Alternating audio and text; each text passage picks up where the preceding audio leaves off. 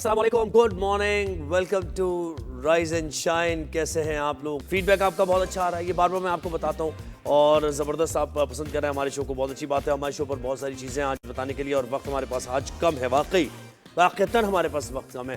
बड़ी पेशरफ्त हो रही है भाई। यूएस और ईरान के मामला जो हैं वो आगे बढ़ रहे हैं। अब पॉजिटिव कुछ खबरें आ रही हैं और पॉजिटिव खबर एक ये है, अमेरिकी न्यूज़ वेबसाइट ये दावा कर रही है और बाकायदा उन्होंने डिटेल्स भी इसकी बताई हैं। अमेरिका, ओमान, ईरान अबूरी माहिदे के बिल्कुल करीब है। अब ये अबूरी माहिदा क्या है ये देखिए, ये रिपोर्ट किया जा रहा है और इसे कंफर्म कर रहे हैं इलाकाई सोर्सेज भी और दीगर सोर्सेज भी। अब इसमें से जो बात जो सामने आई वो ये कि एक इंतजाम किया गया। हालांकि इसको ईरान डिनाई कर रहा है कि हमारा ओमान के साथ ये पानियों पर, स्ट्रेट ऑफ हॉर्मुज पर हमारा एक मुआहिदा हुआ है, एक सेटलमेंट हो रही है। इसका अमेरिका के साथ जो मुज़ाकरात हमारे चल रहे हैं, जो कुछ हो रहा है उससे कोई ताल्लुक नहीं है। लेकिन जो अमेरिकी न्यूज़ वेबसाइट रिपोर्ट कर रही है और दीगर लोग भी इसे कंफर्म कर रहे हैं, वो एक इंतजाम किया गया है। वो इंतजाम क्या है? इसके तहत आबना हॉर्मुज से खलीज में दाखिल होने वाले तमाम बहरी जहाज़ों की ट्रैफिक ईरानी हुदूद से गुजरने वाली शुमाली लेन से गुजरेगी। अच्छा, इसके साथ साथ आबना हॉर्मुज से बहरा अरब की जानिब निकलने वाली जो ट्रैफिक है वो ईरान की मुशावरत से ओमानी हुदूद से गुजरने वाली जुनूबी लेन इस्तेमाल करेगी और ये 60 रोज़ा मुद्दत के दौरान इसमें कोई टोल या फिर वो टैक्स की भी वसूली और फीस की वसूली नहीं की जाएगी। और वेबसाइट आगे ये भी लिख रही है कि ये जो इंतज़ाम किया गया है ये आने वाले मुआहदे के लिए किया गया है। यानी अमेरिका के साथ फिर ये स्ट्रेट ऑफ हॉर्मुज के मामलात बेहतर होंगे और फिर जौहरी मामलात पर भी मुज़ाकरात आगे बढ़ेंगे। तो ये सिर्फ यहीं तक महदूद नहीं है, हालांकि ईरान ये कह रहा है कि ये यहीं तक मौजूद है, ओमान के साथ बायलैटरल है। अच्छा, एक दो खबरें और जल्दी दे देते हैं ना। पेशअप जो हुई है, वज़ीर आज़म सऊदी अरब का दौरा बड़ा इंपॉर्टेंट है। सऊदी वली से मुलाकात होगी। फिर इसके साथ साथ ओमान में 4 वज़राए ख़ारिजा की मीटिंग, ये भी बड़ी इंपॉर्टेंट है। पाकिस्तान, सऊदी अरब, मिस्र, तुर्किया और इस खित्ते की सूरत हाल पर तबादला ख्याल इसमें किया जाएगा। और ईरान का ये कहना, क्योंकि देखिए ये एक दूसरे के साथ जुड़े हुए सारे मामलात हैं, ये इशूज़ रिलेटेड हैं। ईरान ने कह दिया है कि गज़ा के मामले पर हमास के किसी भी इक़दाम की हिमायत करेंगे। यानी गज़ा में पीस लाने के लिए हमास जो भी फैसला करता है ईरान उसकी हिमायत करेगा। यानी हमास अगर अमन की तरफ जाता है, और वो डोनाल्ड ट्रंप ने जो आपको याद होगा बात की थी कि हथियार डालने पर राज़ी हो गया है हमास और टेबल टॉक के ज़रिए मामला हल किए जाएंगे और फिर इसराइल भी पीछे चला जाएगा, टेरिटरी छोड़ देगा फ़लस्तीन की अगर हमास ने हथियार डाल दिए और हम डिसआर्म करेंगे हिज़्बुल्लाह को भी, तो फिर ईरान इसकी हिमायत करेगा। इसका मतलब है अगर इस खबर को देखा जाए तो ये बड़ी इंपॉर्टेंट पेशरफ्त है। अच्छा, शो पर क्या क्या है आज? हम वर्ल्ड ब्रेस्ट फीडिंग वीक भी सेलिब्रेट कर रहे हैं और कितना ज़रूरी है माँ का दूध बच्चे के लिए, ये भी हमें बताना है। फिर पाक वेस्टइंडीज़ टेस्ट, पाकिस्तानी क्रिकेट का दूसरा टेस्ट की बात भी होगी, हेयर ट्रांसप्लांट की भी बात होगी, तो ये शो पर है आज। लेकिन हम बढ़ते हैं अपने पहले इशू की तरफ। यूएस ईरान टेंशन चल रही है। डॉक्टर फरहान नाज ने हमें ज्वाइन किया है, यूएस से हमें ज्वाइन किया। डॉक्टर फरहान, अस्सलाम वालेकुम, गुड मॉर्निंग हमारी तरफ से और आपकी तरफ से मिडनाइट है। Very good morning to you guys as well.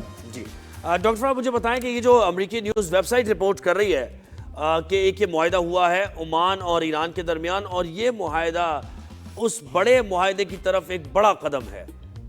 आपको लग रहा है ऐसा कि कोई कंक्रीट कुछ होने जा रहा है ईरान और यूएस के मामला?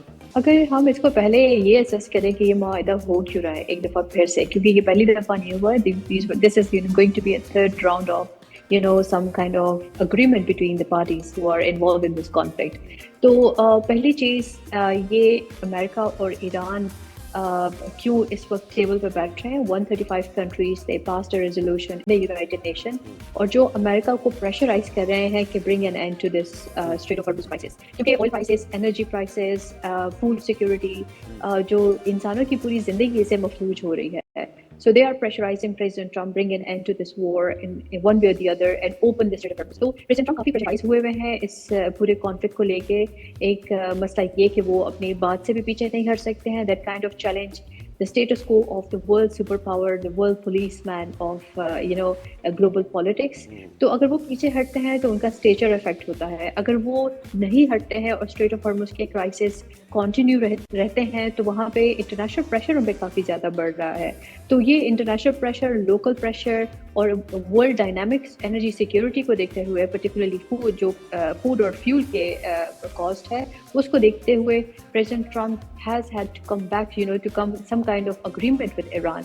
यहाँ पे प्रेसिडेंट ट्रम्प ये भी काफ़ी बार दावे कर चुके हैं कि ईरान उनसे इन द बैकग्राउंड डील करने की या अग्रीमेंट करने के लिए कोशिशें कर रहा है, जिसको ईरान ने अभी तक डिनाई किया हुआ है और Iran never accepted that. But in all of this I don't see this war getting prolonged is in the best interest of both countries. Iran भी चाहता है कि किसी न किसी तरीके से ये रिजॉल्व की तरफ बढ़े और प्रेसिडेंट ट्रम्प भी चाहते हैं, लेकिन जैसे ईरान की तरफ से बयान भी आया, ईरान की तरफ से बयान आया कि हमें इंडिकेशन मिली है कि अब जो वादे किए गए थे उस पर अमल करने को तैयार है यूएस। तो ये कहीं ना कहीं से सिफारती तौर पर तो कोई राब्ते हो रहे हैं जो बताया जा रहा है उनको ऐसा। देखिए जी, राब्ते जो हो रहे हैं वो थ्रू द मीडिएटर्स हो रहे हैं। जो कतार और पाकिस्तान का रोल है वो बहुत सिग्निफिकेंट है इसमें, और दोनों पार्टीज बहुत मुश्किल मरहलों से गुजरते हुए कुछ ना कुछ दोनों को टेबल पे लाने की कोशिश कर रहे हैं। So it's only possible because of the mediators and we should thank both parties जो हेल्प कर रहे हैं, पाकिस्तान एंड कतार। लेकिन यहाँ पे जो राउट्स डिफाइन हो रहे हैं जहाँ से लाइक जो स्ट्रेट ऑफ हॉर्मुज़ का एक राउट जो ईरान के साथ गुजरता है और दूसरा जो ओमान के साथ गुजरता है, पहले तो ईरान को इस पे भी काफ़ी कंसर्न्स थे कि ओमान वाली साइड को यूटिलाइज नहीं किया जाएगा, वहाँ पे हम लोगों ने माइनिंग की भी है। अभी वो अग्री हो चुके हैं कि ये वाला साइड भी हम यूटिलाइज कर सकते हैं और इसको भी यूज़ करने देंगे। यहाँ पे एक बहुत इंपॉर्टेंट डिबेट शुरू हो गई है कि क्या ये राउट्स डिफाइन करना ये ईरान के लिए ओमानियन सी सॉवरेनिटी को एक्सेप्ट करने के बराबर है या नहीं। तो yes, to certain extent this is how things are. और हम लोग अगर टेक्स्ट बुक डेफिनेशंस को देखते हुए चीज़ों को असेस करें तो मेरे ख्याल से ये जो इस एरिया के या इस रीजन के जो ग्लोबल पॉलिटिक्स है या उनका जो स्टेटर है वो उसको रीविजिट कर रहा है और चीज़ें रीमैप हो रही है। तो वो इलाके जो पहले जैसे Strait of Hormuz it was always open and there was no free no toll applied on this particular zone, लेकिन अब इस पर बातें हो रही है। अभी जो 60 दिनों की बात हो रही है कि दोबारा से सीज फायर होगी और कोई एक्सचेंज कोई भी इस तरीके के प्रॉब्लम्स नहीं होंगे, तो वो भी ईरानियन के जो तमाम डिमांड्स हैं उनको सामने रखते हुए हो रहे हैं। ऐसा नहीं हो रहा है कि उनके तमाम डिमांड्स को बिल में डाल दिया गया और प्रेसिडेंट ट्रम्प अपने फॉर्मूले के साथ आ गए। बिल्कुल। और देखें ना, ये तो आगे जब मामला बढ़ता रहा तो ये स्ट्रेट ऑफ हॉर्मुज़ की सूरत हाल बनी, वरना इससे पहले तो था ही नहीं, वो न्यूक्लियर का मामला था। अच्छा, एक और पेशरफ्त हुई है, बड़ी स्टेटमेंट आई है ईरानी सदर की तरफ से। उन्होंने कहा कि ईरान गजा पर जारी मुज़ाकरात में हमास के साथ खड़ा होगा। और आपको पता है इसका बैकग्राउंड आप मुझसे बेहतर जानती हैं कि हमास से मुतालिक क्या बातें हो रही हैं, बोर्ड ऑफ पीस में क्या बात हो रही है कि हमास को डिसार्म कर किया जाएगा, और वो तैयार भी है। डोनाल्ड ट्रंप ने भी इस बात का इजहार किया। तो फिर इस बयान से ईरानी सदर के अगर ये देखा जाए या ये समझा जाए तो गलत होगा कि फिर हिजबुल्लाह की हिमायत भी बस तब तक रहेगी जब तक हमास चाहेगा, यानी ईरान अपनी प्रॉक्सीज को, अपने टेंटिकल्स को आगे नहीं बढ़ाएगा मजीद अपने मकासद के लिए। मुझे नहीं लगता है कि ईरान उसके जितने भी प्रॉक्सीज हैं या उसके जितने भी एलाइज है मिडिल ईस्ट में उनको सब साइड लाइन कर देगा या उनको यूटिलाइज नहीं करेंगे। ये उनके एसेट्स है, और चाहे वो अमेरिका हो चाहे वो ईरान हो, वो अपने एसेट्स को अच्छे तरीके से यूटिलाइज करना उनको आता है। सो ये जो भी सिचुएशन हो रही है, I must tell you and let's hope कि आई एम प्रूवन रॉन्ग, ये टेम्प्रेरी है और ये आगे मजीद नहीं चलेगा, दोबारा से एक प्रॉब्लम आएगी। As I said, this is the pressure on President Trump, जिसकी वजह से वो टेबल पे आने के लिए फिर बैठ रहे हैं। तो ये ऐसा नहीं हो रहा है, ये सारी चीज़ें मिलने जुले हैं, they are all connected issues. ऐसा कोई भी इशू नहीं, चाहे वो हिजबुल्लाह का हो, चाहे वो हमास का हो, या वो स्ट्रेट ऑफ हॉर्मुज़ पर टोल हो, they are all interconnected. We can not read this issue in isolation. तो अगर आज बात की जा रही है हमास के साथ, हमास को डिसआर्म कर दिया जाएगा, इजराइल भी ये बातें कर रहा है, अमेरिका भी ये बातें कर रहा है, तो ऐसा क्यों हो रहा है? क्योंकि as I said, there is a lot of pressure on all powerful countries कि इन सब को थोड़ा सा नॉर्मलाइज करके दोबारा से चीज़ें नॉर्मलाइजेशन की तरफ लेके आई जाए। So it's not easy, it's a temporary solution that they are trying to bring. लोगों को खुश करने के लिए एक पॉज लाने की कोशिश की जा रही है, लेकिन पहले राउंड में भी हम देख चुके थे कि वो जो सीज फायर थी वो तो महीने पर भी ना चल सकी। तो अब इस वाली सीज फायर को क्या हम 60 दिन देख पाएंगे? I think that would be a great achievement अगर ये 30 दिन के ज़्यादा भी ये चल पाया, जो मुझे होती हुई नजर आ रही है। It's a temporary. वज़ीर आज़म मियां शहबाज शरीफ का दौरा सऊदी अरब और ऐसे मौके पर मुलाकात सऊदी सरबराह के साथ, ये कितनी इंपॉर्टेंट है? इसके साथ साथ ये भी बताइए कि ओमान में जो 4 फॉरेन मिनिस्टर्स की मीटिंग हो रही है, पाकिस्तान है, सऊदी अरब है, मिस्र है, तुर्किया है, तो इसकी इंपॉर्टेंस भी बताइए टाइम के साथ। जी, बिल्कुल, बिल्कुल इस तमाम सिचुएशन में पाकिस्तान का रोल तो एज़ आई स्टेटेड अर्लियर बहुत ही इम्पोर्टेंट है कि पाकिस्तान एक one of that common mediators है जो इस तमाम इशू को रिज़ॉल्व की तरफ लाने की कोशिश कर रहा है। उसमें उसकी बातचीत ओमान में भी होगी और जो रीजन के बाकी इम्पोर्टेंट ममालिक हैं जिसमें सऊदी अरेबिया भी आ जाता है, उनसे भी बातचीत होगी। पाकिस्तान के अपने डिफेंस टाइज़ और पैक्ट्स भी है। तो it's not something unique that is happening in और unprecedented that is happening at this point in time. These are all interconnected kind of meetings और जो होगी और मज़ीद आगे बढ़ेंगी भी। यहाँ हमारे मुल्क में भी उनके जितने भी ये इम्पोर्टेंट कंट्रीज़ हैं उनके डिप्लोमेट्स आएंगे और हमारा भी आना जाना होगा। So it's not something that we should read like why this is happening and what is cooking up. Definitely it's all about the Middle East war, it's all about Iran US coming to terms ताकि चीज़ें मज़ीद उलझने के बजाय सुलझ जाए। तो पाकिस्तान का रोल उसमें इम्पोर्टेंट है और हम आगे भी मज़ीद देखेंगे कि पाकिस्तान ज़्यादा से ज़्यादा इम्पोर्टेंट और पाकिस्तान का किरदार इसमें ज़ाहिर रीजन के अमन के लिए भी इम्पोर्टेंट है, लेकिन इसमें जो हिकअप्स हैं, जो प्रॉब्लम्स हैं, वो अफगानिस्तान और भारत हैं। अफगानिस्तान की तरफ से जो दरअंदाजी की जा रही है, यूएन में पाकिस्तान ने एक बार फिर मौक़िफ़ उठाया है और बताया है कि भाई अफगानिस्तान की तरफ से दहशतगर्दी की जा रही है। स्टेट ओन तो वो इस तरह एक्सेप्ट नहीं करते, लेकिन वो कंट्रोल भी नहीं करते अपने स्पेंसर्स को। तो ये इस मामले को कैसे देख रहे हैं, क्योंकि ये भी रिलेटेड ही है, कनेक्टेड ही है। इसके वेव्स, इसके आफ्टर शॉक्स आगे तक जाते हैं, पूरे रीजन को मुतासर करते हैं। जी, बिल्कुल आपने बजा फरमाया है कि ये पूरे रीजन को मुतासिर कर रहा है, लेकिन इसमें अगर हम देखें तो इंडिया नहीं चाहता है कि पाकिस्तान एक बहुत अच्छे लाइमलाइट में आए, क्योंकि अभी तक तो वो पाकिस्तान को एज ए दहशतगर्द मुल्क दुनिया को बता रहा था, जो खुद वो उन्होंने मुंह के बल गिरे हैं और उन्होंने खुद ही उसको फेस करना पड़ रहा है कि कौन दहशतगर्द है या नहीं है। तो अभी पाकिस्तान जिस तरीके से इंटरनेशनल न्यूज़ में एक हेडलाइंस बनते जा रहा है, जो भी दुनिया का इंपॉर्टेंट लीडर बात करता है तो वो पाकिस्तान को बड़े अच्छे अल्फाज में याद करता है, तो ये भारत के डाइजेशन प्रोसेस के लिए बिल्कुल मुनासिब नहीं नज़र आ रहा है। तो वो तमाम हरबे और हरकतें और ऊंची हरकतें करेगा जिससे पाकिस्तान को मलाइन किया जाए और प्रॉब्लम्स क्रिएट किए जाए रीजन में। तो उनको तो एक ही तरीका आता है कि फॉल्स फ्लैग ऑपरेशन करे, फॉल्स फ्लैग टेररिस्ट जो दहशतगर्दी है उसको मजीद फैलाए और उसमें उनको यूटिलाइज करने के लिए खुद तो सामने आते नहीं है और अफगानिस्तान को और अफगान टेररिस्ट को इस्तेमाल करते हैं। तो ये इस्तेमाल, ये जो बुली का एटीट्यूड है ये रहेगा, but Pakistan is aware of what is happening and how to deal with all of this. That's the reason कि जब भी कहीं से दहशतगर्दी का कुछ भी वाक़या नज़र आता है तो उसके जो ताने बाने हैं वो पाकिस्तान खुल के उनके सामने रख देता है कि this is we know who is doing it and who is behind it. Even जितने भी दहशतगर्द हैं जो अफगानिस्तान से पाकिस्तान में दहशतगर्दी कर रहे हैं, उनके जो इतने भी ठिकाने हैं पाकिस्तान ने तालिबान गवर्नमेंट को बता दिए हैं और उनको निशाने भी बनाए हुए हैं। So I think we are very clear headed from where everything तो is फरा coming साहबा, and इसका for what मतलब ये is यानी अब coming. ये अगर हम यूएस और ईरान की, तो अब ये अपहीवल आने के बाद यानी अब ये चीज़ें सेटल होंगी और अब ये मामला कॉन्फ्लिक्ट मजीद नहीं बढ़ेगा, आप ये समझती हैं, या किसी भी मौके at any point in time Donald Trump कोई और फैसला करेंगे और हैरान कर देंगे दुनिया को, ऐसा होगा?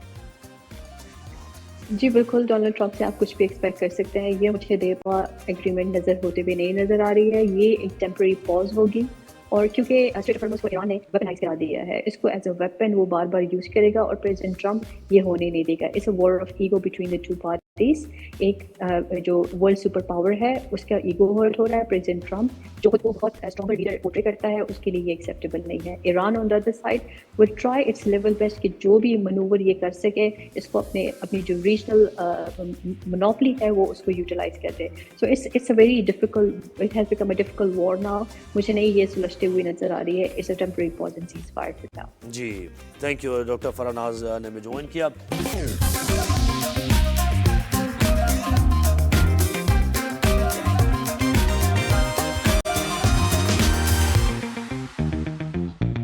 Welcome back, rise and shine में खुश आमदेद। और कॉफ़ी मेरी थोड़ी सी देर से आई है, कॉफ़ी से एकदम आंखें खुल जाती है, पता नहीं क्या बात है, तो वो आ गई है। अब आप मेरी परफॉर्मेंस कुछ और देखेंगे, बाबर आजम वाली परफॉर्मेंस होगी मेरी। खैर, अब हम हेल्थ की बात करेंगे और हेल्थ की बात करना बहुत ज़रूरी है।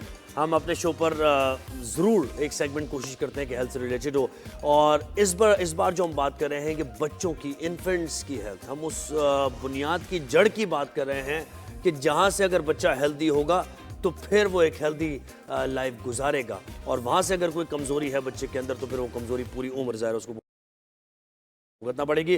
तो WHO के तहत वर्ल्ड ब्रेस्ट फीडिंग वीक हर साल 7 अगस्त तक दुनिया भर में मनाया जाता है, और इसका मकसद यह है कि माँ के दूध की अहमियत को उजागर किया जाए। माँ का दूध ही बेस्ट सोर्स है बच्चे के लिए, बच्चे की पैदाइश के 1 घंटे बाद माँ का दूध जरूरी, 6 माह तक माँ का दूध जरूरी, और उसी के जरिए बच्चे का इम्यून सिस्टम बढ़ता है। लेकिन बीच में क्या हुआ, हमने ये देखा, ये ट्रेंड सा आया, ये ट्रेंड ही कहा जाएगा इसको, पता नहीं क्या, ये रिसर्च थी कोई, कि फार्मूला मिल्क पर डिपेंड किया जा रहा था। और बहुत से घरों में हमने देखा कि माँओं ने माँ का दूध ज़रा छोड़ दिया था, पिलाना छोड़ दिया था अपना, और वो फार्मूला मिल्क पर चले गए थे बच्चे। उससे मोटा ताज़ा बच्चा लग रहा है भाई, दिखने में मोटा लग रहा है बच्चा। फार्मूला मिल्क में सारे इंग्रेडिएंट्स हैं, सारे न्यूट्रिएंट्स हैं जो शायद माँ के दूध में नहीं मिलते हैं। फिर वर्किंग वुमेन के मसाइल और थे, उसकी वजह से ये प्रॉब्लम चल रही थी। तो ये सारी चीज़ें, अवेयरनेस की भी कमी थी, सामाजिक कुछ प्रेशर्स भी थे, कुछ ख़वातीन की अपनी सोचें भी थी, और जहन में कुछ चल रहा है, पता नहीं अपनी फिजिक के बारे में कुछ मामला थे। तो ये सारी चीज़ें हैं, इस पर अवेयरनेस बहुत ज़रूरी है कि सिर्फ बच्चे के लिए माँ का दूध इंतहाई इंपॉर्टेंट है, वो ज़रूर देना है। तो हम ये अवेयरनेस अपने प्लेटफॉर्म के जरिए फैला रहे हैं, और कि इसकी अहमियत क्या है, और अगर ये ना हो तो इसके नुकसानात क्या हैं, इनको हम उजागर कर रहे हैं। डॉक्टर नायला निज़ामी ने हमें ज्वाइन किया है, कंसल्टेंट नियोनेटोलॉजिस्ट हैं, Indus hospital and health network. अस्सलाम वालेकुम, गुड मॉर्निंग डॉक्टर नायला, कैसी हैं आप? वालेकुम अस्सलाम। आप मुझे सुन पा रहे हैं? जी, मैं सुन पा रहा हूँ। और देखिए, मैं थोड़ा सा पुराने वक्तों से जुड़ा हुआ, नए वक्तों में आता हुआ हूँ, तो मैं हेजिटेंट था थोड़ा सा कि यार ये सेगमेंट मैं किस तरह करूँगा। लेकिन ये भी ज़रा लोगों को आप बताएं बात, कि हर बात आपको समझनी चाहिए, सीखनी चाहिए और करनी चाहिए। कोई टैबूज नहीं है कि ये मर्द है तो वो इन मामलात पर बात नहीं कर सकता, औरत है तो उसको इन मामलात की अवेयरनेस नहीं होगी, है ना? जी, आप बिल्कुल सही कह रहे हैं। अव्वल तो आप मेरा शुक्रिया आपका अदा करना, आपने मुझे बुलाया। दूसरा, आपने मेरा हाल पूछा था, वो मैं अल्हम्दुलिल्लाह बिल्कुल ठीक हूँ।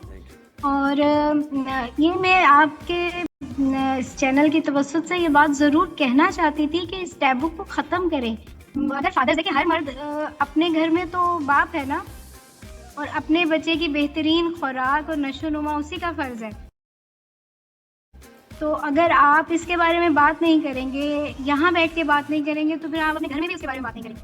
तो मैं तो सबको कहती हूँ, आपको भी कह रही हूँ, आपकी तवज्जो सबको कह रही हूँ कि प्लीज इस बारे में बात करें। मैंने तो खुद इसका इकरार किया ना कि मैं भी पुराने, तो मैं भी जरा हेजिटेंट था, लेकिन खैर मैंने सोचा कि नहीं यार ये गलत है, ये चीजें आगे बहुत दुनिया तरक्की कर चुकी है। सर मुझे बताइए मैम, मुझे बताइए कि वर्ल्ड ब्रेस्ट फीडिंग वीक का मकसद क्या है, और इस साल का मरकजी पैगाम माँ और मुआशरे के लिए क्यों अहम है? देखिए कमाल, मकसद तो जाहिर बात है, आपने भी बताया कि चूंकि कोई 1.5 सदी की बात है, ये फैशन शुरू हुआ डब्बे के दूध का और फैल गया। तो मुझे यूँ लगता है पिछले 1885 में पढ़ रही थी ये बात है, 1865 जब हमारी जंग आज़ादी है, तो तब पहला डब्बा लॉन्च हुआ। तो उसके बाद सदी पूरी लगी कि हर तरफ फैल गए और फैशन में आ गए। तो उससे पहले तो सब अपना दूध ही पिलाते थे, कोई कॉन्सेप्ट ही नहीं था। तो ये पूरी 1.5 सदी में ना, अब हम कोशिश करेंगे हम वापस उस नॉर्म्स की तरफ चले जाएं जो कि ज़रूरी थे और होने चाहिए थे। तो ये जो है ना, 2016 से हर साल हम ब्रेस्ट फीडिंग वीक मना रहे हैं, पूरा एक हफ्ता, 1 अगस्त से 7 अगस्त तक हम जो है इसको सेलिब्रेट करते हैं। हर साल एक थीम होती है, पावरफुल थीम, जैसे आपने कहा वर्किंग मदर्स के लिए थीम थी। इस साल की थीम जो है उसका वो है कि वो काम किए जाएं जो वर्क करें, उस चीज़ों में बात की जाए जिससे असर आएगा। असर आने में हम बहुत स्लो हो रहे हैं, हमारे नंबर्स उस तेजी से नहीं बढ़ने चाहिए थे। सही। डॉक्टर साहब मुझे बताइए कि नौमौलूद बच्चे को पैदाइश के बाद कितनी देर में पहली बार माँ का दूध पिलाना चाहिए? ये लोगों के लिए बहुत जरूरी है जानना। बहुत अहम बात है। देखिए, और ये बस आज का मेरा पैगाम यही है कि जैसे ही बच्चा पैदा हो उसे माँ से जुदा मत करें, उसे माँ की छाती के साथ लगा दें, बेबी को वहीं ड्राई करें। अगर आपको लगता है ड्राइनेस की जरूरत है, उसको वहीं कपड़े ऑफर करें, और उस वक्त जबकि वो माँ के साथ है तो ज्यादा कपड़े पहनाने की अक्सर वेस्ट कर दिया जाता है उसको, अक्सर उस पहले दूध को वेस्ट कर दिया जाता है। नहीं, तो आप देखिए, उसको हम कोलोस्ट्रम कहते हैं हमारी मेडिकल की ज़बान में, that is the richest milk. उसको सोने की बूंद कहा जाता है, गोल्डन ड्रॉप, कि वो इतना कीमती दूध है। एक एक कतरा जो भी आपका आ रहा है आप अपने बच्चे को पिलाइए, क्योंकि वो बीमारियों से बचाता है, उसमें बच्चे के लिए ग़िज़ायत है। सही उसकी मिकदार कम होती है क्योंकि शुरू में बच्चे को चाहिए ही थोड़ा होता है, सही सही। तो वो इसलिए अल्लाह पाक देते हैं कुदरत उतना का जितना माँ बेबी को निजाम है, जरूरत इसको कौन वो कर सकता है जी। अच्छा 6 माह तक बच्चे के लिए माँ का दूध कितना इंपॉर्टेंट है उसके इम्यून सिस्टम के लिए, और सिर्फ वही मोर देन इनफ है बच्चे के लिए? वो एक्चुअली इनफ है, और कुछ नहीं देना आपने, एक घूंट पानी नहीं देना आपने, कोई और एक्स्ट्रा फीड नहीं देना, कोई घुट्टी कोई और, हम लोग जैसे सप्लीमेंटल फीड शुरू करा देते हैं, एक फीडर जरूर पिलाएंगे, या थोड़ा पानी तो देना चाहिए, बच्चे को प्यास लग रही है, ये सब गलत बातें हैं। माँ के दूध में इतना पानी होता है कि बच्चा की प्यास बुझाए, और फिर उसमें इतनी ग़िज़ायत हो, 6 माह तक के बच्चे के लिए माँ के दूध में इनफ ग़िज़ायत है, उसको बढ़ने के लिए काफ़ी है। अच्छा, और बच्चे की नीड पूरी करने के लिए माँ का सेहतमंद होना भी बहुत जरूरी है, तो माँ अपनी सेहत का, अपनी ग़िज़ा का क्या ख्याल करे इस दौरान? देखिए, जब तो वो हमल के दौरान है तो जो खा पी सकती हैं खाएं, जब वो दूध पिलाने लगी है तो हम उनको ये कहते हैं कि आप अपना पानी की मिकदार ज़्यादा कर दें। अमूमन इसमें पानी की मिकदार कम कर देते हैं, भी पेट बढ़ जाएगा या कोई भी और मिथ्स होती हैं, तो हम उन्हें मना करते हैं कि आपने पानी बहुत पीना है, एक अपने लिए पीना है, एक अपने बच्चे के लिए पीना है। यानी जो आप पी रहे थे 1 लीटर 1.5 लीटर, अब आपने उसे 2 या 2.5 लीटर कर देना रोजाना। दूध पिलाने से पहले भी पिए, बाद में भी पिए, ताकि दूध इनफ बने। सही। और ये खाना और ये भी बता देना कि इसे सिर्फ माँ ही नहीं करेगी, ये माँ के मुतालिकीन करेंगे ये काम, ये वो मेक श्योर कराएंगे, उसकी सास मेक श्योर कराएगी, उसका शौहर मेक श्योर कराएगा। हाँ, all the fathers have this responsibility. सब बापों को चाहिए कि वो माँ के पानी और खुराक दोनों का ख्याल रखें, उनको इनफ खुराक दें ताकि वो और खुराक बहुत ज्यादा नहीं चाहिए। लाइक आप अगर 1 रोटी खाती हैं वो खातून, तो उनको अपडेट खानी, सही, सालन जो भी घर में पकता है मुनासिब मिकदार में लेना है। उनको तंग ना करें, उनको इस दौरान तंग ना करें, ज्यादा टेंशन ना दें। अच्छा मुझे बताइए डॉक्टर साहबा कि हाँ जी, मैं ये कह रहा हूँ कि ये जो डिब्बे का दूध है, फार्मूला मिल्क जो आ गया, ये फैशन आ गया या ट्रेंड आ गया, जो भी, कितने इसके नुकसानात हैं मेडिकल रीजंस अपार्ट, वो एक अलग है बिल्कुल, लेकिन ऐसे ही आप डिब्बे का दूध अपने बच्चों को देते हैं। हाँ, असल में देखिए, मैं तो अब बात यहाँ से शुरू करती हूँ कि ये आपकी जेब पर भारी है।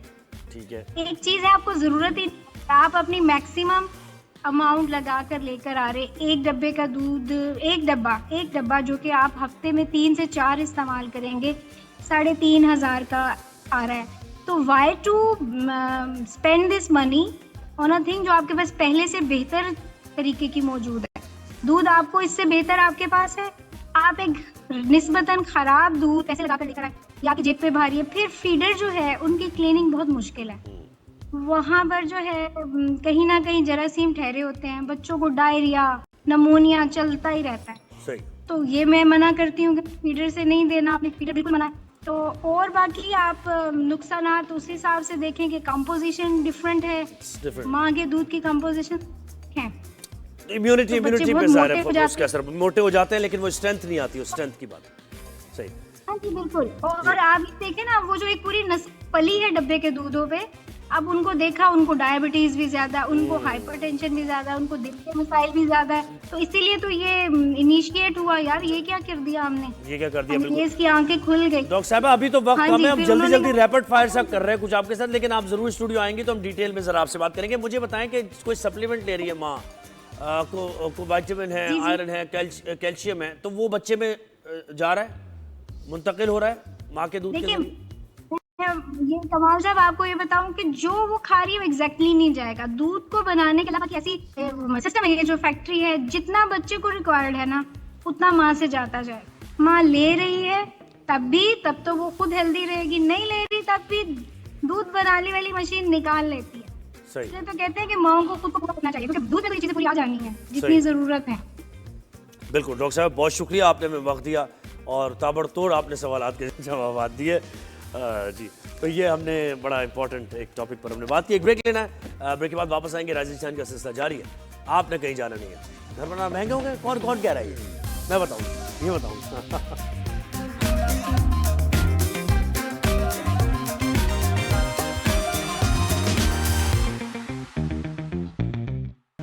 Welcome back, rise and shine में खुश आमदीद। अब बात करते हैं इकॉनमी की, और ये वो इकॉनमी है कि जिसके बारे में आप को समझ नहीं आता कि हो क्या रहा है। इसमें हमेशा गवर्नमेंट और आवाम के दरमियान एक अलग अलग, दोनों के अलग अलग बिल्कुल परसेप्शन होता है। गवर्नमेंट की प्रेशर आता है, उसमें इकॉनमी बेहतर हो रही होती है। आवाम कहती है कहाँ बेहतर हो, गवर्नमेंट कहती है कि हमने अशिया खुरोश की कीमतें कम कर दी हैं, आवाम कहती है कि अशिया खुरोश की कीमतें कम। गवर्नमेंट कहती है हमने पेट्रोल प्राइसेस स्टेबिलिटी की तरफ लेकर आना है, आवाम कहती है कि कहाँ भाई, फ्यूल प्राइसेस बढ़ते जा रहे हैं। वो गवर्नमेंट कहती है कि बिजली के बिल्स में, गवर्नमेंट कहती है इस्लाहात ला रहे हैं, आवाम कहती है इस्लाहात कहाँ हो रही, कहाँ नजर है, वही करप्शन है, वही चीज़ें, वही लीकेजेस हैं, वही लूप होल्स हैं, वही किकबैक्स हैं, वही कमीशन हैं। तो ये बहुत बड़ा एक खलीज है आवाम और गवर्नमेंट के दरमियान। अच्छा, अभी ये हुआ, एक पेशरफ्त हुई है कि FBR ने आयरन एंड स्टील सेक्टर के 100 मैन्युफैक्चरर्स, मेल्टर्स, री रोलर्स और कॉम्पोजिट यूनिट्स के लिए बिजली के इस्तेमाल पर 5 रुपए फी यूनिट के हिसाब से सेल्स टैक्स आयद कर दिया है, जिसके बायस स्टील मसनूआत मजीद महंगी होने का इम्कान है। और इसको अगर आगे बढ़ाएं बात को, तो स्टील अगर महंगी होगी तो कंस्ट्रक्शन सेक्टर मुतासिर होगा, कंस्ट्रक्शन सेक्टर मुतासिर होगा तो इकॉनमी स्टॉल की तरफ थोड़ा बढ़ेगी और इकॉनमी में तेज़ी नहीं आएगी, घर महंगे बनेंगे, एम्प्लॉयमेंट कम होगी, कम जनरेट होगी एम्प्लॉयमेंट, लोन कम लिया जाएगा तो लोगों की जेब में पैसे कम आएंगे, खर्चा कम करेंगे, लोग खर्चा कम करेंगे, तो ये जो हमारा जो पहिया चल रहा है मईशत का, और ये सेल परचेज हो रही है और ये प्रोडक्टिविटी बढ़ रही है, तो प्रोडक्टिविटी कैसे बढ़ेगी?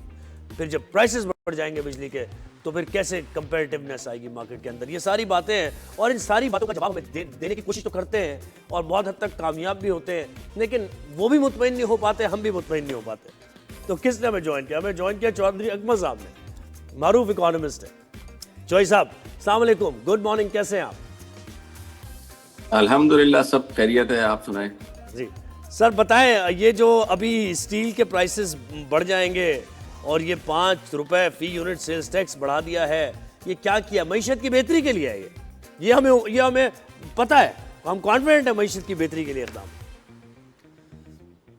पता नहीं मईशत की बेहतरी के लिए है या अपनी बेहतरी के लिए है, और अजीब व गरीब किस्म की लॉजिक्स होती हैं, कुछ फलसफा मेरी समझ में नहीं आता कि 5 रुपए फी यूनिट, मतलब ये सेल्स टैक्स लेना है और बिजली के यूनिट के साथ आपने उसको कोरिलेट कर दिया। मतलब ये कि अगर किसी के पास डबल मीटर लगा हुआ है या 2 इंडस्ट्री चला रहा है वो, तो वो अपने आप को शिफ्ट कर लेगा दूसरी वाली पर। इसको कैसे डिस्टिंग्विश करेगा FBR या कोई दूसरे भी जो इदारे हैं, वो किस तरीके से करेंगे कि जी इससे आयरन बनाया, इससे जो कोई और प्रोडक्शन हुई है। इसी तरीके से अगर देखा जाए तो आप जो है वो बेसिकली अपनी नाअहली का खुद एतराफ़ कर रहे हैं कि जी हम जो है वो कैलकुलेट नहीं कर सकते, आप जितनी बिजली इस्तेमाल करोगे उतना हमें टैक्स दे दोगे।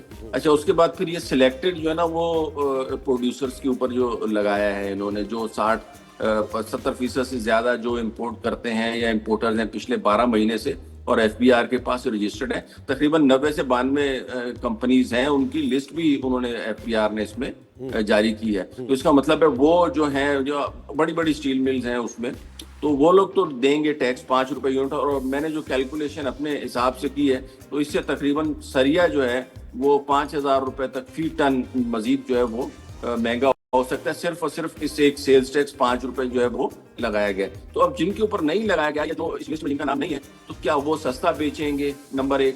नंबर 2, अगर वो सस्ता नहीं बेचेंगे तो वो फिर नाजायज मुनाफा कमा रहे होंगे। इसका मतलब है जो टैक्स दे रहा है वो जो है वो गलत कर रहे हैं।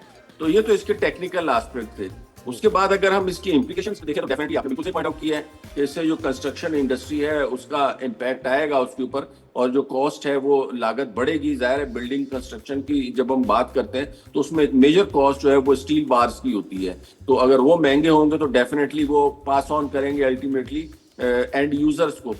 Same is the case with vehicle industry, उसमें भी लोहे की मसनूआत या लोहा आयरन जो है उसमें यूज होता है, तो उसके ऊपर भी इम्पैक्ट आएगा। वो इंडस्ट्री भी जाहिर है इससे जो है वो मुतासिर होगी। ट्रैक्टर की सनत जो है वो मुतासिर होगी। अगर हम एग्रीकल्चर की बात करें तो बहुत सारे एग्रीकल्चर इक्विपमेंट या मशीनरी है, हल हो गया और वो बीजने के आलात, ज़रूरी आलात जिसे हम कहते हैं, और हमारे यहाँ पे लोकली वो मैन्युफैक्चर हो रहे होते हैं। डेफिनेटली आयरन जो है, रो आयरन, उनकी भी एक बहुत बड़ा जो है वो एलिमेंट है। तो अब ये सारी चीजें अल्टीमेटली महंगी होंगी, और इससे जो कोर इन्फ्लेशन ऑलरेडी जो है वो तकरीबन 8.5% है अर्बन, तो उसमें जो है वो मजीद महंगाई होगी, हालांकि कोर इन्फ्लेशन नॉर्मली इतनी जल्दी जो है वो वही hit सर, नहीं हो रहा होता देखिए as ट्रिकल डाउन compared- यही होगा ना इसका, अल्टीमेटली ट्रिकल डाउन ये होगा, ट्रांसपोर्टेशन के पैसे बढ़ेंगे, व्हीकल्स के पैसे बढ़ेंगे तो ट्रांसपोर्टेशन के पैसे बढ़ेंगे, तो एंड प्रोडक्ट बढ़ेगी और उसके बाद महंगाई, यही है ना एंड रिजल्ट यही है।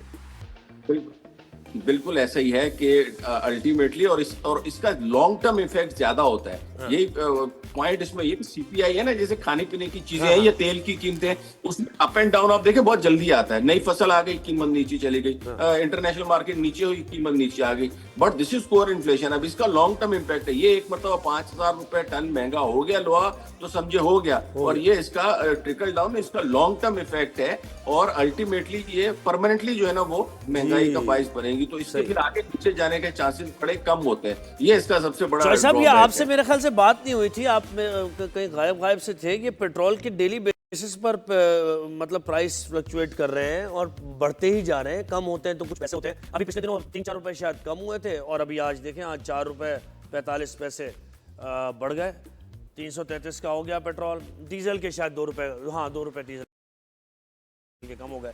ये क्या तरीका है, मेथड ठीक है, या ये वही टेम्परेरी जो होता है ना कि आप लोगों से पैसे निकालने का बस एक तरीका है?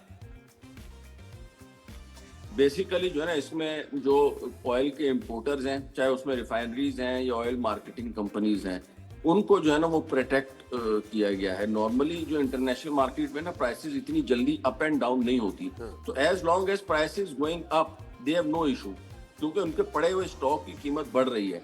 लेकिन सडनली डिक्लाइन जो आता है ना, तो उसमें फिर इनके स्टॉक की 15-15 दिन का स्टॉक होता है, तो वो हैवी लॉस होता है, ऑल्दो कि वो लॉस इनके जो है ना वो प्रॉफिट में से हो रहा होता है।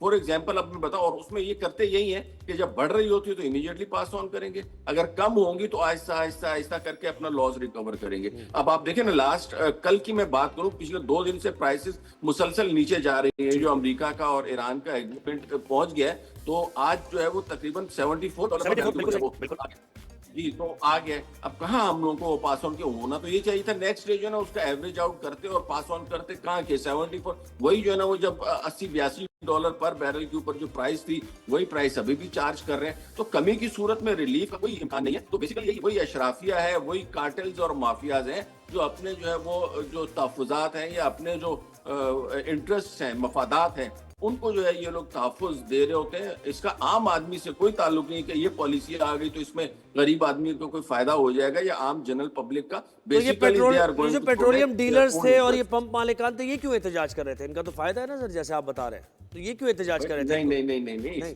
वो उनके लिए एक तो रोजाना की किचकिच शुरू हो गई थी, ठीक है ना। पहले 15 दिन बाद या हफ्ते बाद होती थी, तो ये भी बड़ी मतलब पब्लिक डीलिंग में, और फिर हर तरह के लोग आते हैं। एक बात ये, दूसरा ये कि ये भी कह रहे थे कि यार हमें क्या फायदा है, आप लोग एक दिन का टारगेट दो, तो अल्टीमेटली 2-3 दिन का स्टॉक तो इनके पास भी होता है ना। तो ये उसमें लूजर थे कि यार ये रोजाना मैं अगर सस्ता कर रहे हैं या महंगा कर रहे हैं, तो पीछे हमारे पास जो स्टॉक है उसका क्या होगा। तो बेसिकली इसमें जो पंप मालिकान थे उनका फायदा नहीं था, उनका इसमें नुकसान था।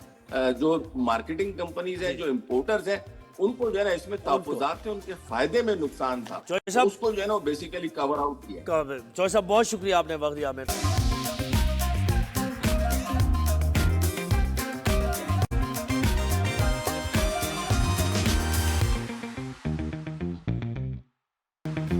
Welcome back, rise and shine में खुश आमदीद। और मैं आपको ये कहूँगा, मशवरा अपने आप को भी दे रहा हूँ, आपको भी दे रहा हूँ, कि क्रिकेट देखना दोबारा शुरू कर दें। क्रिकेट हमारा पैशन है।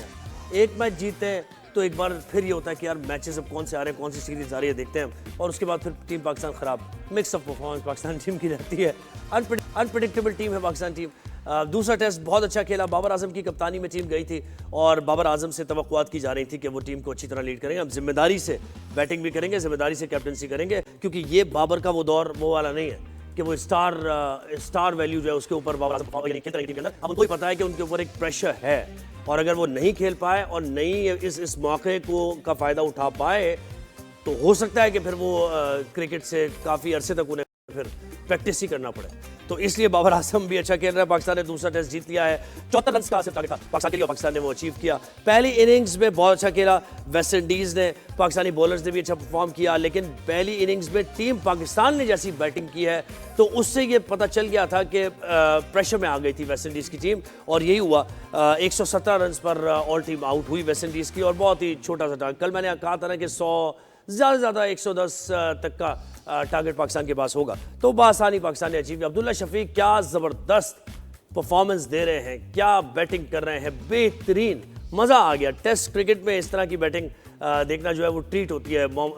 यूसुफ को हमने देखा है, यूनुस को हमने देखा है, और दो चार पाकिस्तान इंतजाम को हमने देखा है ऐसे बैटिंग करते हुए। सईद अनवर थे और बहुत सारे एक लिस्ट है पाकिस्तानी बैट्समैन की, लेकिन देखिए अब्दुल्ला शफीक ने बहुत अच्छा खेला और दोबारा से लोग अब क्रिकेट देखना शुरू हो गए हैं। वेस्ट इंडीज़ की टीम को वेस्ट इंडीज़ के अंदर हराना मुश्किल है, और इतनी को बुरी टीम नहीं है। एक दौर आया था वेस्ट इंडीज़ का कि वो खराब परफॉर्म कर रही थी टेस्ट में भी, वनडेज में भी, लेकिन ये इतनी बुरी टीम नहीं है। हाँ, हमारे बॉलर्स ने भी अच्छा परफॉर्म किया। साजिद ने ज़बरदस्त, पहली इनिंग्स में 4, दूसरी इनिंग्स में भी 4, और पिक ऑफ द बॉलर्स अगर साजिद को कहा जाए तो गलत नहीं होगा। ये बाबर के पास हमें ज्वाइन किया है senior sports analyst, anchor person Yahya Hussaini ने।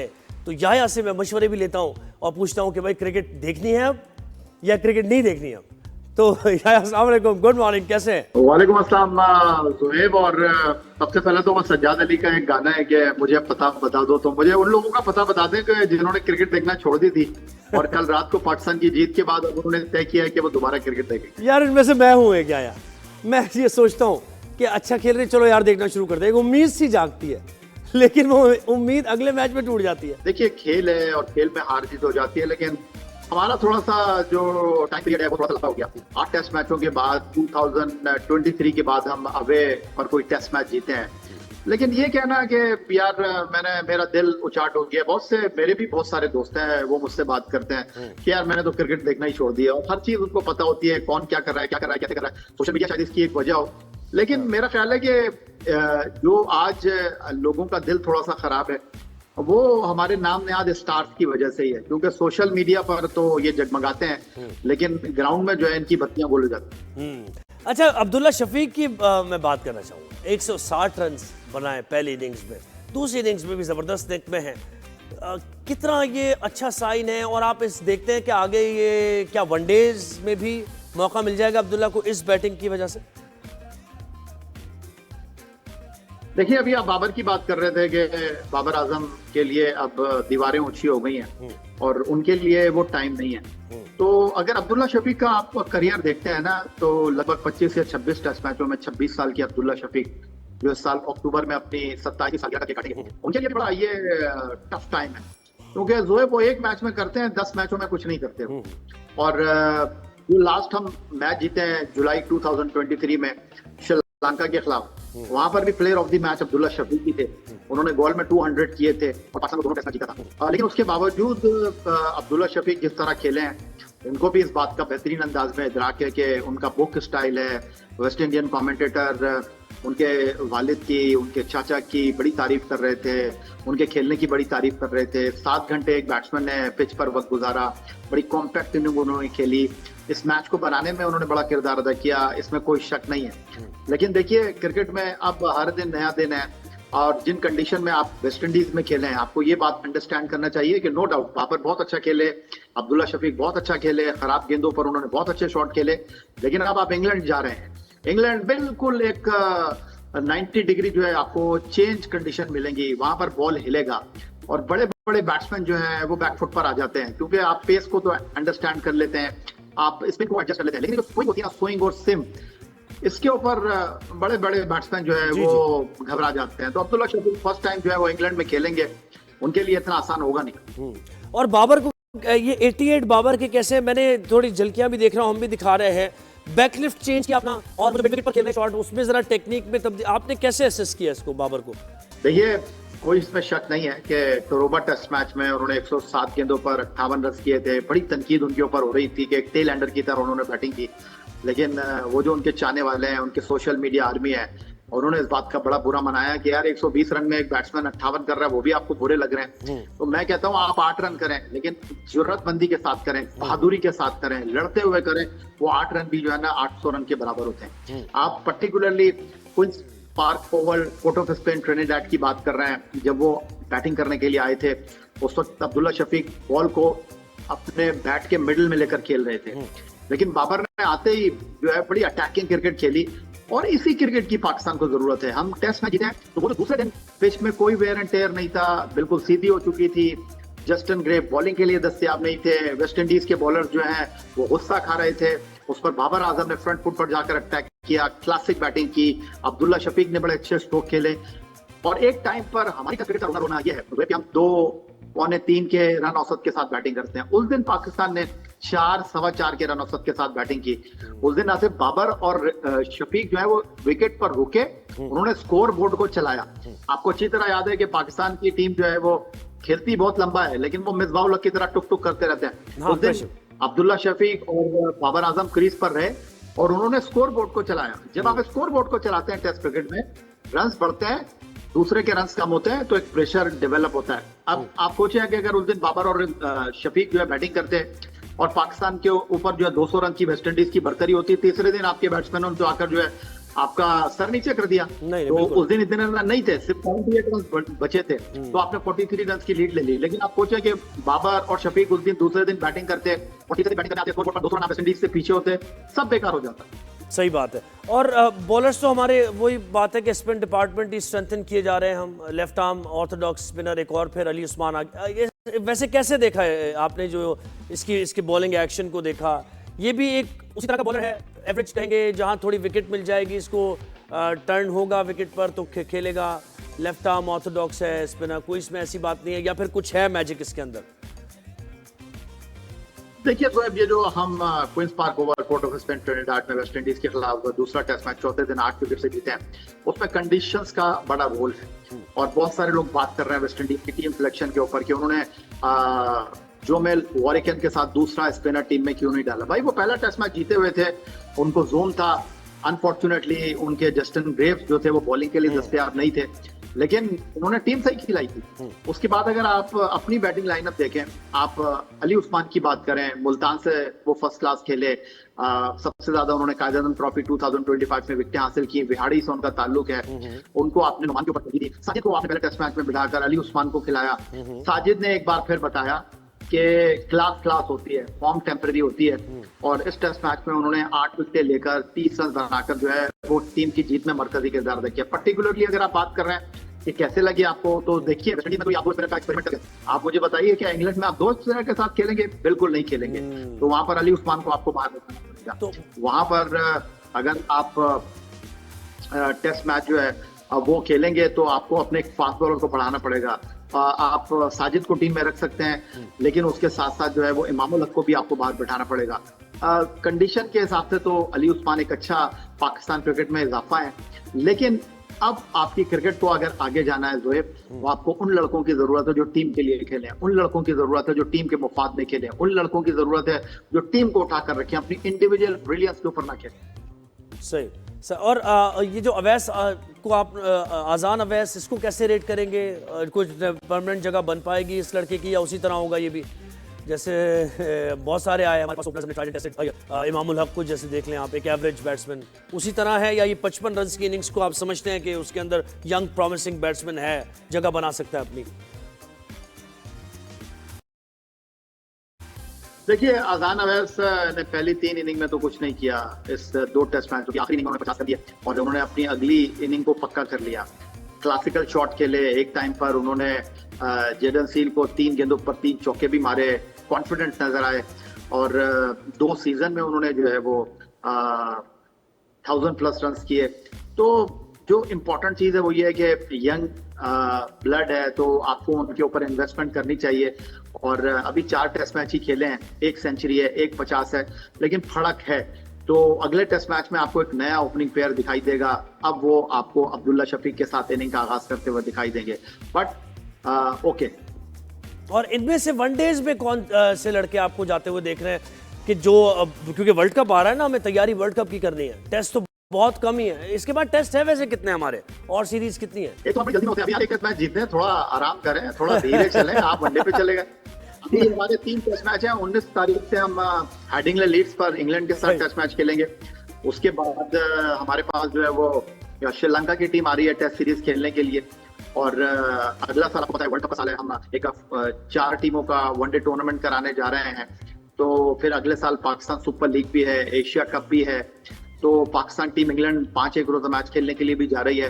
क्रिकेट बहुत है। और नहीं, मैं वनडेज पे इसलिए फोकस कर रहा हूँ कि मुझे प्रॉब्लम ये है कि जब वनडे टूर्नामेंट पाकिस्तान खेलने जाएगा, वर्ल्ड कप खेलने जाएगा तो उसमें ऐसा ना हो कि 3-4 कैप्टन साथ खेल रहे हो और वो शाहीन शाह अफरीदी भी ना जीत पाए, उनको भी ना जिता पाए, उनको भी हराने की कोशिश हो जाए। ये मुझे डर है, ये मेरा कंसर्न है। या देखिए, मुझे आपने बड़ा अच्छा सवाल किया। हम 2003 में जब वर्ल्ड कप खेलने गए थे, वकार यूनुस कप्तान थे। ड्रेसिंग रूम में 5 कप्तान थे, राशिद लतीफ और सईद अनवर, इंजमामुल हक एंड वसीम अकरम और एक और भी था, मुझे याद नहीं आ रहा। तो अब अगर आप वर्ल्ड कप खेलने जाएंगे तो शाहीन अफरीदी अगर कप्तान होंगे तो ड्रेसिंग रूम में एक रिजवान तो होंगे नहीं वनडे टीम में, बाबर आजम आपके कप्तान है, सलमान अली आगा आपके कप्तान है, तो 2 कप्तान तो होंगे। और बहरहाल बहुत सारे लोग की ख्वाहिश है कि बाबर आजम को जो है वो वनडे टीम का भी कप्तान बना दिया जाए। तो मेरा ख्याल है कि शाहीन अफरीदी सही चल रहे हैं, सही चल रहे हैं। आपको जो है वो थोड़ा सा सही चल रहा है, कंफर्म बात है, कॉन्फिडेंट लॉक कर दिया जाएगा। नहीं, देखिए, आपने शाहीन अफरीदी को टेस्ट क्रिकेट से आउट किया, मैं बिल्कुल इसके साथ सहमत हूँ। उसकी बुनियादी वजह यह है कि आपने इन्वेस्टमेंट करनी है ना। अब ये नहीं हो कि आप शाहीन अफरीदी को लेकर जाएं, वर्ल्ड कप से पहले आप उनको बस से उतारें और बाबर आजम को कप्तान बना दें। वैसे याया जाना भी नहीं उसने, उन्होंने जाना भी नहीं। मैं आपको बता रहा हूँ, ये बात मेरी गट फीलिंग कह रही है, उन्होंने जाना भी नहीं, खेलना भी नहीं, टेस्ट बाहर नहीं किया।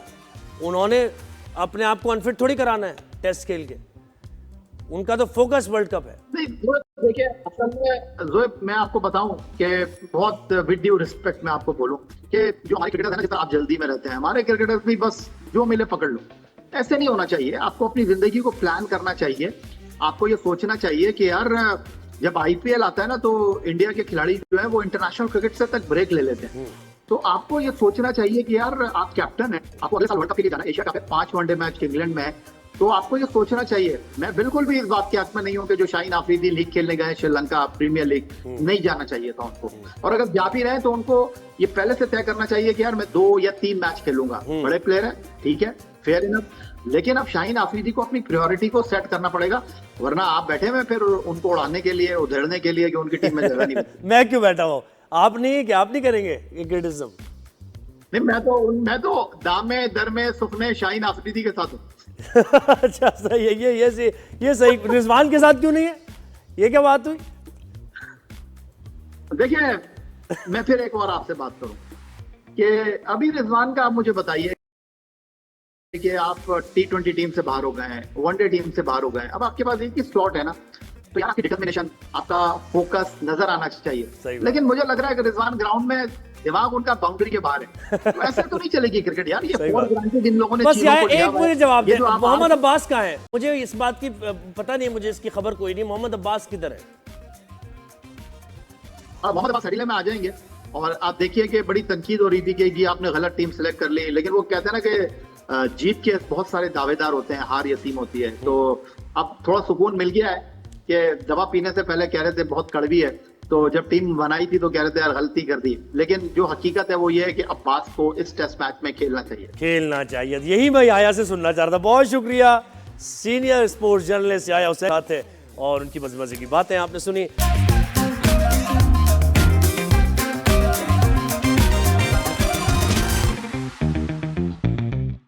जरा ध्यान से इस सेगमेंट को देखना, गौर से इस सेगमेंट को देखना। ये तुम्हारी बात हो रही है, बहुत कम होती है तुम्हारी बात, मैं कर रहा हूं, लेकिन मैं हूं वो शख्स जो तुम्हारी बात करूंगा, तुम्हारा मुकदमा उठाऊंगा। अच्छा, जब हम लड़कों की बात करते हैं, उनकी खूबसूरती की बात करते हैं, उनके मयार कुछ और है, ठीक है। लड़के को हैंडसम कहते हैं, भाई हैंडसम लड़का लग रहा है, ठीक है, उसकी वो ब्यूटी के मयार वैसे नहीं है लड़की वाले। अच्छा, लड़कियों के पास तो बहुत कुछ है अपनी खूबसूरती को एनहांस करने के लिए, उनके बालों की बहुत सारी चीज़ें हैं, उन्हें मेकअप उनके पास अवेलेबल है, लिपस्टिक लगा लेती हैं, सब चीज़ें। लेकिन लड़के बेचारे जब भी अपना ख्याल रखने पर आते हैं तो क्या करना है, उन्हें अपने बालों को बचाना है, ठीक है, कि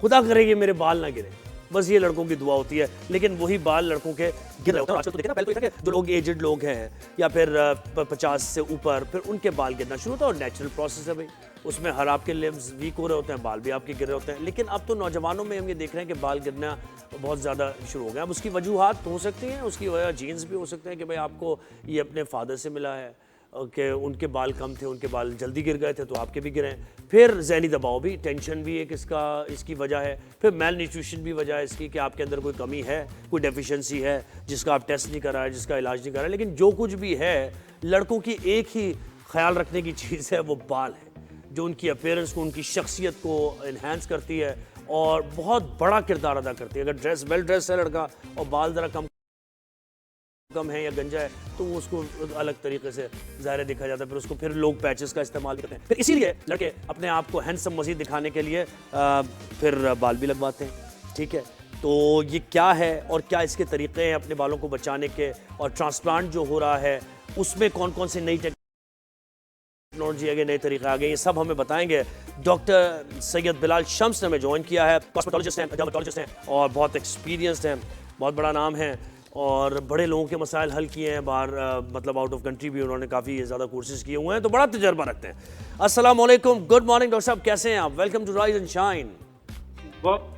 सलाम, सुबह खैर, thank you so much for inviting me to the show. Thank you sir, thank you sir. ये जो मैंने कहा कि लड़कों के लिए एक ही प्रेशियस चीज़ है उनकी, वो बाल है, उनको बचाने के लिए सरतोड़ कोशिश होती है लड़कों की, लेकिन वो बच नहीं पाते। वजह क्या है वैसे लड़कों में बाल गिरने की, बाल झड़ने की? क्या मेडिकल साइंस क्या कहती है? हेयर फॉल के बहुत सारे वजूहात है, जिसमें सबसे कॉमन जो है, जिसको हम एंड्रोजेनेटिक एलोपेशिया कहते हैं, जिसको मर्दाना गंजापन आम जुबान में कहा जाता है। एंड्रो का मतलब एंड्रोजन या मेल हार्मोन और जेनेटिक फैक्टर मिलके एलोपेशिया करते हैं।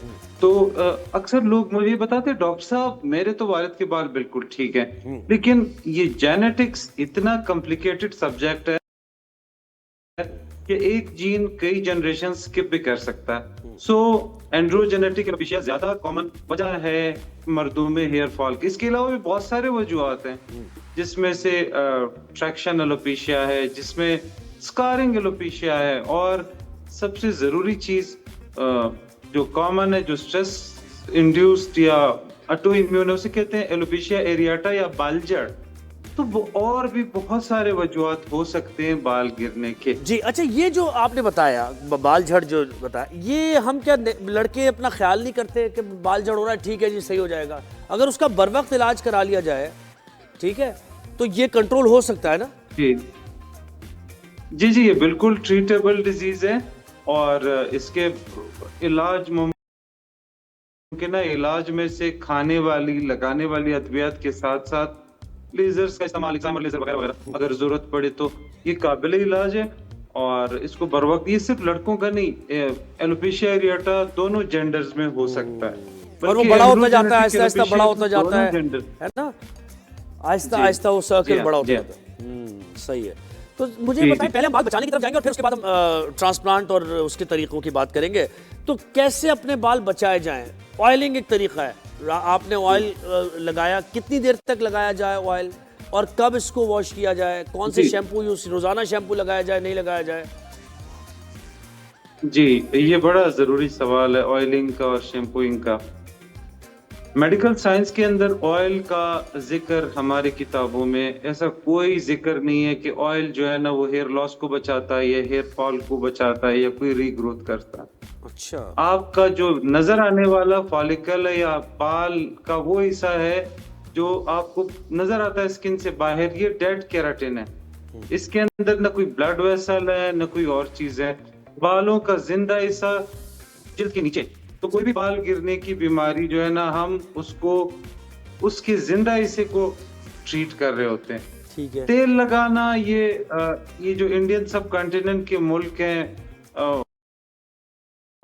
बांग्लादेश हो गया, इंडिया, पाकिस्तान और अफगानिस्तान, ये कुछ मुल्क इसमें तेल लगाने का रुझान है। दुनिया में तेल लगाने नई बात बताई आपने जी, मतलब ये पेनिट्रेट नहीं करता तेल अंदर पेनिट्रेट करके रूट्स को स्ट्रॉन्ग नहीं करता क्या? नहीं, बिल्कुल तेल का कोई ताल्लुक ही नहीं है। कुदरत ने सर के जो हेयर फॉलिकल है उसके अंदर अपना एक स्पीशीज ग्लैंड बनाया हुआ है, वो खुद ही वो जो न्यूट्रिशियस जो भी चीज रिक्वायर्ड है, और इसके अलावा वो जो सीबम जिसे हम कहते हैं ना, वो खुद ही सेक्रेट होके और बालों को थोड़ा बहुत ऑयली रखता है। लेकिन कभी कभार वो कुदरती तेल जो स्कैल्प के अंदर बनता है वो भी प्रॉब्लमेटिक हो सकता है।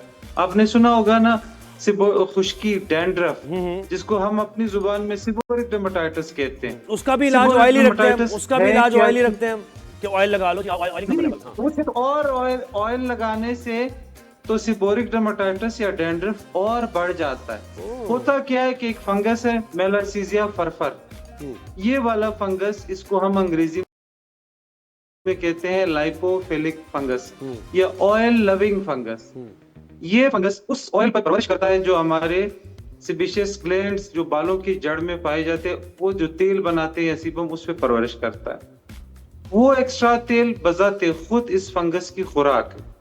तो जब तक हम उस एक्स्ट्रा ऑयल को वॉश आउट ना करें, ऐसे कंडीशंस में हम अगर डेली सर का स्कैल्प धो ना लें, तो ये फंगस फर्दर ग्रो करता है। और बाहर से जब आप तेल देंगे तो फंगस और खुश हो जाएगा, उसको खुराक मिलती ये जाएगी। सारी आप थियरी को मतलब डिनाई करते हैं। डॉक्टर साहब एक और चीज बताएं, जब आपने ये कहा कि ऑयल से कुछ नहीं होता और वो पेनिट्रेट भी नहीं करता और ऊपर की तो फिर इसका मतलब स्प्रेज और ये वैक्स और ये और दीगर जेल वगैरह, तो ये भी डैमेज नहीं करते बाल की रूट को, इसका मतलब है ये नहीं, देखिए स्प्रेइंग या वैक्सिंग जो है ना, पानी वो वाला वैक्स जो सर के बालों को तर रखता है, या वो वाला स्प्रे जो हेयर स्टाइलिंग स्प्रे, वो तो आपके स्टाइल को मेंटेन करने के लिए ठीक है। लेकिन आपका जो ऑयल है ना, ऑयल का कोई फायदा नहीं सिवाय तकिए खराब करने के, कपड़ों के कॉलर खराब करने के और समझ गया।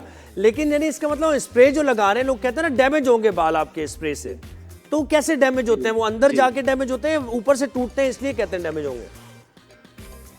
नहीं, अगर बहुत ज्यादा कोई हार्ड आप मटेरियल यूज करें जो हेयर शाफ्ट का फ्रैक्चर कर दे, वो एक पॉसिबिलिटी। अदरवाइज जनरली ये जो नॉर्मल स्प्रेज है, ये हेयर स्टाइलिंग स्प्रेज, ये कोई भी लगा सकता है, ये रूट को डैमेज नहीं करता है। एक्सेसिव ट्रीटमेंट है जी जी जी जी, रूट को ये डैमेज नहीं करता। अच्छा डॉक्टर साहब, अब तो ये आपने बड़ी ऐसी बात बताई है, मतलब आई ओपनर है ये लोगों के लिए। हम तो तेल लगा जी हाँ। एक मतलब नहीं समझते थे। अच्छा अब डॉक्टर साहब बताइए, ग्राफ्टिंग वगैरह, ये पीआरपी, एक्सोसोम्स, ये क्या है, ये कौन कौन कहाँ से कराना चाहिए? और एक और सवाल ये था कि पीआरपी और एक्सोसोम्स के साथ आपने ट्रांसप्लांट का भी जरूरत पड़ जाती है, या फिर 90% केसेस में मसला हल हो जाता है और बाल रीग्रो कर जाता है? जी, बहुत अच्छा सवाल है आपका। देखिए, बाल बचाने के लिए और हेयर फॉल रोकने के लिए पहले तो हमारी कोशिश होती है कि मेडिकल ट्रीटमेंट्स किए जाएं। ठीक है। और अगर कोई उससे भी कंट्रोल में ना आ रहा हो, तो नॉर्मल मेडिकेशन की मैं बात कर रहा हूँ, खाने और लगाने वाली। अगर उससे ना आ रहा हो, फिर हम इंजेक्टेबल्स की उसके साथ कंबाइन कर लेते हैं। पहले हम पीआरपी पे बहुत ज्यादा फोकस करते थे, तब एक्सोसोम्स का इतना रिवाज नहीं था, इतना यूज नहीं था। आजकल एक्सोसोम्स कमाल करते हैं, वो मेडिकेशन के साथ मिल के ना आपका मसला काफी हद तक अच्छा कर देते हैं। और कभी कभार होता ये कि आपका जो हेयर लाइन है, फ्रंट हेयर लाइन, वो बिल्कुल होता ही नहीं है, तो वो रिस्टोर करने के लिए हमें उस पेशेंट के लिए इन ट्रीटमेंट्स के साथ हेयर ट्रांसप्लांट भी कंबाइन करना पड़ जाता है। लेकिन ये सारी बातें केस टू केस वेरिएशन है, हमें देखना पड़ता है कि किस पेशेंट को किस चीज की जरूरत है। हर केस में हेयर ट्रांसप्लांट की जरूरत नहीं पड़ती, और हर केस में इंजेक्टेबल्स की तरफ नहीं जाना पड़ता। तो हेयर फॉल पे डिपेंड करता है कि उसकी सिवियरिटी क्या है। इसको हमने क्लासिफाई किया है ना, नॉरवुड्स, हैमिल्टन नॉरवुड्स क्लासिफिकेशन टाइप, ग्रेड 1 से लेकर ग्रेड 7 तक बाल्डनेस होती है। ठीक है। तो ग्रेड 7 वो है कंप्लीटली बाल्ड है एक बंदा। आजकल लोग कंप्लीट बाल्डनेस तक जाने नहीं देते अपने आप को, हल्के से भी बाल्डनेस को भी ट्रीट करने शुरू हो जाते हैं। और आपके बहुत सारे जो सेलिब्रिटीज हैं आपके, जो चाहे वो पॉलिटिक्स में हो, चाहे आपके मॉडलिंग वगैरह में हो, जो भी है, ये सारे लोग अपने आप को उस हद तक गंजा नहीं होने देते कि पहले नजर आए कि बंदा तो गंजा था और अब जो है ना, अब वापस बाल आ गए। तो पैचेस भी इस्तेमाल करें, बहुत सारे लोग ऐसे तो मुझे एक बात बताएं कि कभी पैचेस भी लगा लेते हैं ना, अब तो अब पैचेस का जमाना भी आ गया, तो उसकी वजह से क्या अच्छा जहां पैच लगता है डॉक्टर साहब, क्योंकि लगाए रहना पड़ता है, पूरा दिन आपने लगाना है, भाई सुबह उठे आपने कहीं से लगाया या लगाया, तो उस जगह के बाल फिर कोई चांस ही नहीं होता, क्योंकि देखे ना उसको ऑक्सीजन मिल रही है पूरा दिन वो, और उसमें मॉइस्चर भी है, तो वो तो फिर भूल ही जाए वहां बाल आना, है ना?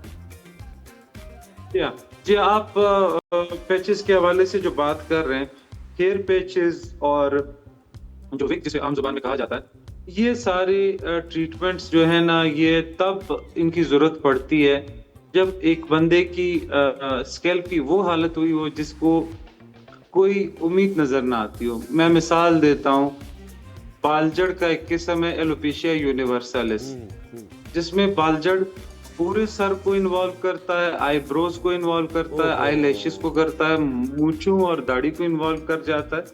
उस कंडीशन में फिर होता ये कि बालजड़ रिकरेंट हो जाता है, बार बार होता है। इसी तरह एक और कंडीशन है टोटालिस, एलोपेशिया टोटालिस, जिसमें सारे सर के बाल गिर जाते हैं।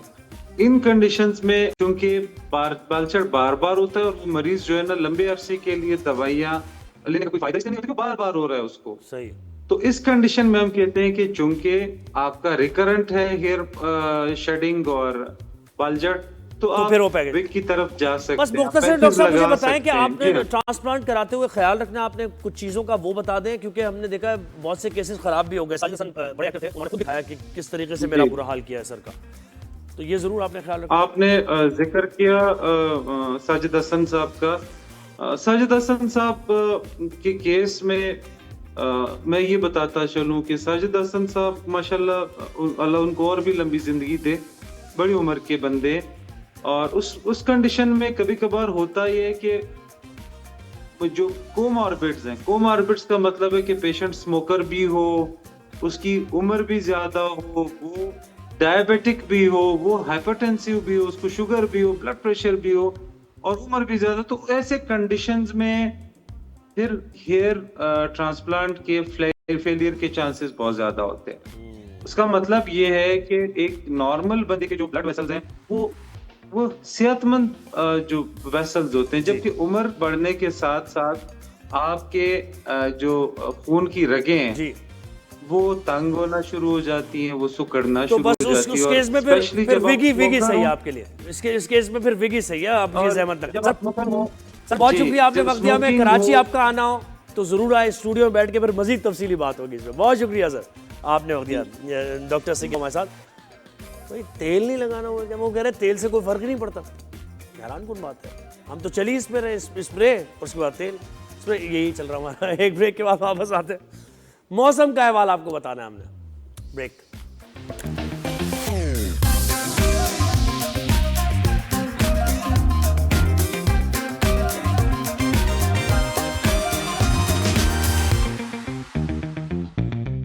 Welcome back. मौसम की हमने बात करनी है, मौसम का अहवाल आपको बताना है, अपडेट देनी है। पाकिस्तान भर में बारिशें, मानसून का सीज़न है ही। कराची में और सिंध में तो इतनी नहीं हुई हैं, लेकिन पंजाब में बहुत ज़्यादा, रावलपिंडी, इस्लामाबाद में बारिश हो रही है। इसके साथ साथ ऊपर अगर चले जाएँ KPK में, अब कंट्री साइड, तो वहाँ तो कुछ सैलाबी सूरत हाल भी है। बाबूसर टॉप का बताया जा रहा है कि शाहरा एक बार फिर सैलाबी रेले की जद में आ गई है और काफ़ी टूरिस्ट आते हैं इन दिनों में, तो खासतौर पर जून जुलाई और अगस्त में भी लोग इस गरज से जाते हैं। एक्सपीडिशंस भी होते हैं, माउंटेनियर्स हैं जो हाइकिंग के लिए भी जाते हैं, तो वो काफ़ी मुश्किल का शिकार है, परेशानी का शिकार है। इंतज़ामिया को एक्टिव होने की ज़रूरत है। चित्राल में भी बताया जा रहा है, गुलगित बल्तिस्तान चित्राल में हालिया बारिशों की वजह से सैलाबी सूरत हाल है और काफ़ी ज़्यादा मुश्किल लोगों को। या आप मनाजिर मुख्तलिफ जगहों के देख रहे हैं। ओवरऑल कैसा रहेगा ये KPK और बलूचिस्तान और सिंध और पंजाब, यहाँ का मौसम, ये भी हम जानेंगे। और ख़ासतौर पे बाबूसर, ये जो इलाका है गिलगित बल्तिस्तान के, चित्राल का इलाका है, यहाँ ये सैलाबी कैफियत क्यों है, ये भी हम जान रहे हैं। अंजुम नज़ीर भाई ने हमें ज्वाइन किया है, चीफ मेट्रोलॉजिस्ट हैं। अंजुम भाई अस्सलाम वालेकुम, गुड मॉर्निंग, कैसे हैं? कहाँ गायब थे क्या आप, या मेरी बात हुई आपसे? मुझे क्यों ऐसा लग रहा है कि काफ़ी टाइम के बाद बात हो रही है? जी वालेकुम सलाम, बहुत शुक्रिया, वाकई काफ़ी टाइम के बाद बात हो रही है। अच्छा मुझे बताया कि ये जो ख़ास तौर पे वहाँ की बात करते हैं हम, गिलगित बल्तिस्तान की, चित्राल की, ये कोई ख़ास मौसमी ट्रेंड है, मानसून ज़्यादा है, क्या वजह है इसकी? क्लाइमेट चेंज है जिसकी वजह से सैलाब की जद में है, या मामूल के हर साल ऐसे ही होता है? देखिए, मानसून की जो एक्सटर्नल लिमिट्स होती है वो हिमालयन माउंटेन के बेल्ट्स तक होती हैं। जो हमारा GB का रीजन है ये इससे अ बिट आउट होता है, नो डाउट कुछ ना कुछ फ्लो जो है मानसून का वहाँ जाता है, पर ज़्यादा इम्पैक्ट इन इलाकों में जो है वो वेस्टर्ली वेव्स की वजह से होता है। अनफॉर्चुनेटली इस साल जो वेस्टर्ली वेव्स हैं उनकी जो इम्पैक्ट ऑन आवर रीजन है वो बहुत कंटिन्यूसली है, इसमें गैप जो है वो बहुत ज़्यादा नहीं आ पा रहा।